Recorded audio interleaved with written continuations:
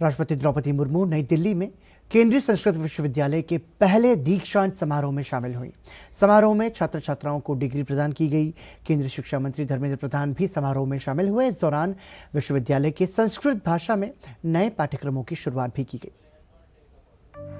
नई दिल्ली स्थित यशोभूमि गवाह बना केंद्रीय संस्कृत विश्वविद्यालय के पहले दीक्षांत समारोह का राष्ट्रपति द्रौपदी मुर्मू ने 5 संस्कृत के विद्वानों को विद्या वाचस्पति की डी.लिट की उपाधि दी। साथ ही उत्कृष्ट प्रदर्शन करने वाले विद्यार्थियों को स्वर्ण पदक प्रदान किए। कार्यक्रम को संबोधित करते हुए राष्ट्रपति ने कहा कि भारतीय संस्कृति के प्रति गौरव की भावना हमारी राष्ट्रीय चेतना का आधार है। उन्होंने कहा कि जिस भाषा में गार्गी, मैत्रेयी, अपाला और लोपामुद्रा जैसी महिला विभूतियों ने ज्ञान का अमर वरदान दिया हो, उसके अध्ययन अध्यापन में महिलाओं की भागीदारी अधिक से अधिक होनी चाहिए।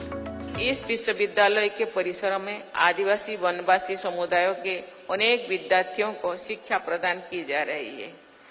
जिस भाषा में गार्गी, मैत्रेयी, अपाला और लोपामुद्रा जैसे महिला विभूतियों ने ज्ञान का अमर अवदान दिया है, ये प्रसन्नता की बात है कि आज उपाधि प्राप्त करने वाले विद्यार्थियों में लगभग 47% संख्या छात्राओं की है। ये महिला सशक्तिकरण के प्रयासों में इस केंद्रीय संस्कृत विश्वविद्यालय का सराहनीय योगदान है।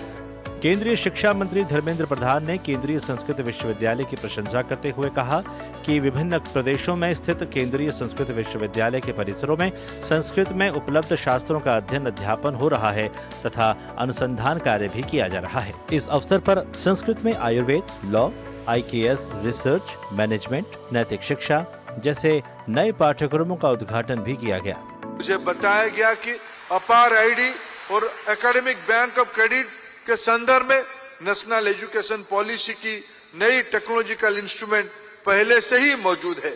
मुझे इनोवेशन प्रोग्राम और भोज पंचांग का शुभारंभ देखकर खुशी हुई है। सेंट्रल संस्कृत यूनिवर्सिटी ने यह अभिनव कदम उठाया है, जहां संस्कृत और आयुर्वेद के बीच की खाई को पूरा किया जाएगा। युवाओं के लिए यह एक अविस्मरणीय पल रहा। साथ ही उन्होंने विकसित भारत बनाने का संकल्प भी लिया।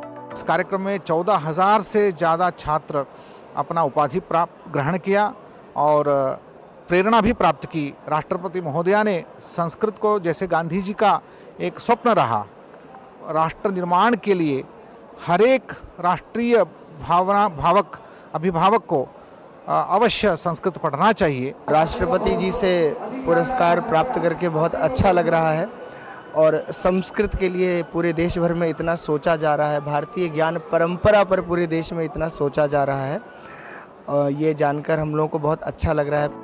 गौरतलब है कि संस्कृत भारत की सबसे प्राचीन भाषाओं में से एक है। देश में बोली जाने वाली तमाम बोलियों और भाषाओं का उद्भव भी संस्कृत से ही है। केंद्र सरकार भी नई शिक्षा नीति के तहत संस्कृत के प्रचार और प्रसार के लिए वृहद स्तर पर काम कर रही है।